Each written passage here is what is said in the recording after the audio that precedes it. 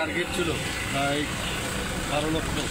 এর মধ্যে যা শুনলাম, খবর পেয়েছি আমি প্রায় 6 লক্ষর মতো ছুঁইছি। এটা ভালো লক্ষণ।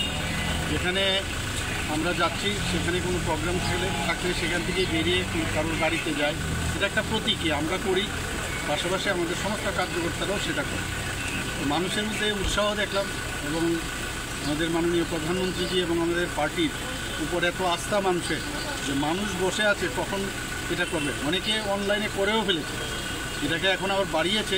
তো আশা করি যে আমাদের যে টার্গেট, সেই টার্গেট আমরা নিশ্চয়ই ফুলফিল করব। গত বছর আমাদের সারা ভারতবর্ষে বিজেপির যে সদস্যের সংখ্যা ছিল প্রায় 18 কোটি।